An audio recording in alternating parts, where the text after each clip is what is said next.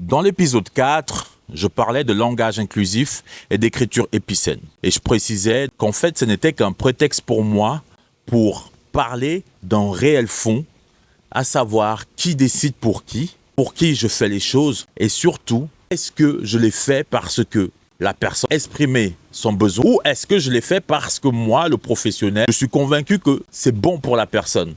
Voilà la réelle tension du propos que j'essayais de développer et que j'amorçais dans l'épisode 4 et que nous allons développer, j'espère, dans cet épisode 5. Et merci d'être toujours avec moi. Alors, comme je le disais, dans cet épisode 5, nous allons parler de cette aide qui parfois n'en est pas, ou l'illusion d'aide. C'est difficile à faire entre moi, la professionnelle, et la personne que j'accompagne. Dans notre travail, il y a un principe d'altérité, donc comprendre l'autre. Et parfois, on se confond dans l'autre. On se reconnaît un peu trop dans l'autre. Peut-être que ça commencerait à expliquer pourquoi on commence à faire des choses en pensant qu'elles sont bonnes pour la personne, sans plus vraiment prendre le temps de s'assurer que ça fait partie de son projet, que ce sont ses besoins et que c'est elle qui l'a exprimé. Pour ça, j'ai envie de vous parler d'une expérience que j'ai vécue il y a quelques années. Je travaillais dans le bas-seuil. Alors, la première question qui se pose dans le bas-seuil, c'est est-on en droit d'avoir des attentes quand on parle de bas-seuil? On parle d'une certaine forme de précarité. Et je précise aussi, parce qu'on a tendance à dire la précarité, alors que pour moi, ce sont les précarités. Les précarités sont multiples. Donc, je travaillais dans un lieu d'accueil de bas-seuil. Et il se trouve qu'à ce moment-là, je rédigeais un travail pour mes études. Sa situation m'a particulièrement intéressé. Pourquoi? Parce que en prenant le temps de découvrir l'environnement, mais aussi cette personne, je réalisais que ça faisait en tout cas plus de 10 ans qu'elle était accueillie dans ce lieu. Ça m'a interpellé. Je me suis dit, mais comment est-ce possible de passer 10 ans dans un dispositif d'urgence? Et surtout, comment est-ce possible d'arriver jeune, d'avoir entre guillemets des possibilités, donc avoir des droits sur le territoire, et 10 ans plus tard se retrouver sans ne plus avoir de droits? Je n'avais pas tous les tenants et aboutissants, mais une chose était sûre, c'était que c'était une situation qui m'interpellait.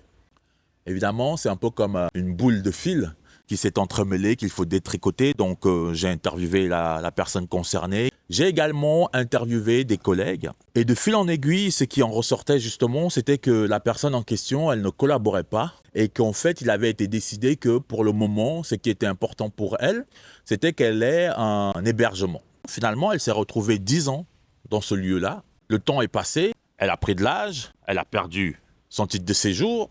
Il avait été décidé que la personne, ce qui était important pour elle, c'était vraiment d'avoir un lieu d'hébergement. Sauf qu'on avait peut-être oublié que ce lieu d'hébergement était dit d'urgence et que tôt ou tard, cette personne, elle devrait partir.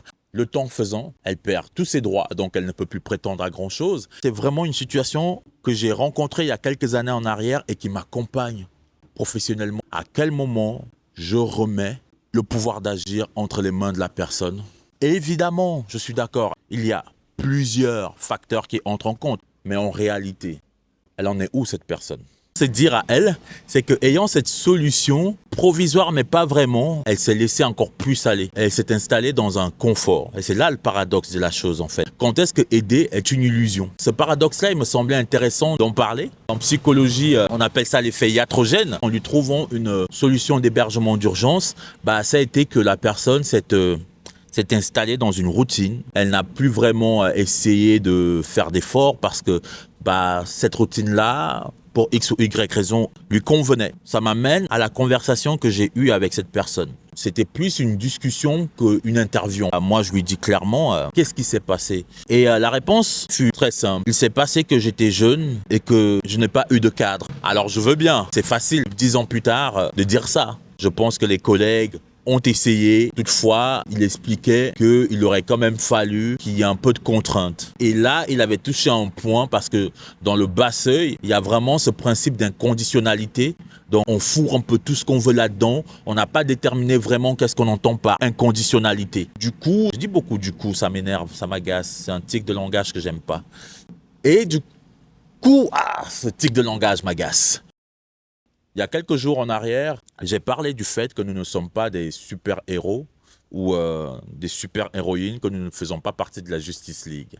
Pourquoi j'en ai parlé? Parce que j'ai accompagné une personne. La situation n'était pas difficile, elle était claire. Ce qui était difficile, c'était de faire comprendre à la personne quelle était sa situation et quelles étaient ses options. Elle n'en avait pas 10 000, elle en avait 2.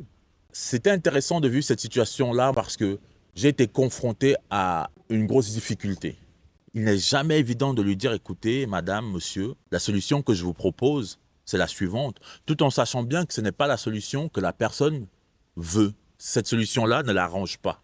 Or, il n'y a pas le choix de faire ça, parce qu'il n'y avait pas d'autre solution. J'en parle parce que mieux vaut un non clair, je trouve que ça aide beaucoup plus, plutôt qu'un oui déguisé pour rassurer la personne certainement, mais aussi se rassurer soi-même. Je sais, cette vidéo, c'est vraiment la première où mon sens critique se déploie. Et j'ai vraiment hâte de savoir comment les personnes qui vont la regarder, mes homologues, vont réagir à ça.